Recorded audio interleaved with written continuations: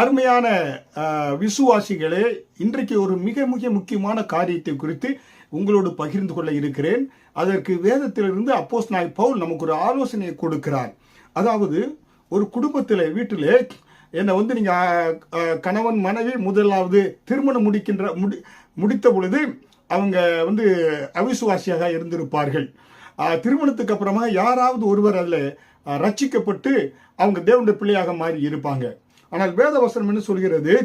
விசுவாசிக்கும் அவிசுவாசிக்கும் பங்கு ஏது என்று வேதவசனம் சொல்லுகிறது. புரியுங்களா? அப்படி என்றால் இந்த வேதவசனத்தின்படி கணவன் விசுவாசியா இருப்பான், மனைவி அவிசுவாசியா இல்லாத அவிசுவாசி இருப்பதனாலே எப்படி குடும்ப வாழ்க்கையை நடத்துவது?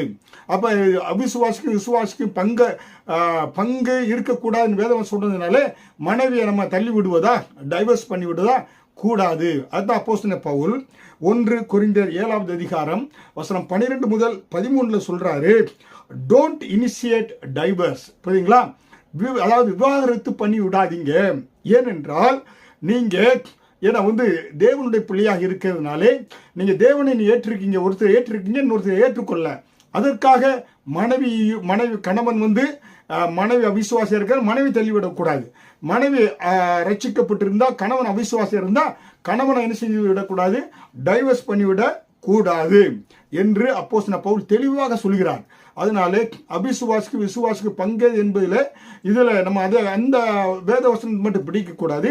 ஆனால் அதுக்கு அப்புறமாகவும் ஒரு ஆலோசனை கொடுக்கக்கூடியவராக அப்போஸ்தலனாகிய பவுல் இருக்கிறார். அந்த 1 கொரிந்தியர் 7வது அதிகாரம் வசனம் 15 என்னன்னாக்கா, நீங்க சமாதானத்தை பாதுகாத்து கொள்ள வேண்டும். புரியுங்களா? என்னன்னாக்கா, நீங்க என்ன செய்ய வேண்டும் என்றால், உங்களுடைய சமாதானத்தை பாதுகாத்துக் கொள்வதற்காக நீங்க என்ன செய்யணும்னாக்க, அந்த கணவனோடு கூட, அந்த விசுவாசியாக கணவன் அவிசுவாசியோட மனைவியோடு கூட வாழ்கின்ற பொழுது நீங்க சமாதான குலைச்சல்ல வாழக்கூடாது. சமாதானத்தை நீங்க பாதுகாத்துக் கொள்ள வேண்டியது இருப்பதனாலே நீங்கள் இருவரும் சேர்ந்து வாழுங்கள். வாழ்ந்தாலும் சமாதானம் மிக மிக முக்கியமாக இருக்கிறது. புரியுங்களா? அதனாலே அந்த அவிசுவாசியோடு கூட நீங்க என்ன செய்யணும், சேர்ந்து வாழ வேண்டியது மிக முக்கியம். ஏனென்றால் நீங்க வெளிச்சத்தின் பிள்ளையா மாறிட்டீங்க. இயேசுவை ஏற்றுக்கொண்ட உடனே நீங்க வெளிச்சத்தின் பிள்ளை. அவிசுவாசியா இருக்கக்கூடிய இருளில் இருக்கிறாங்க.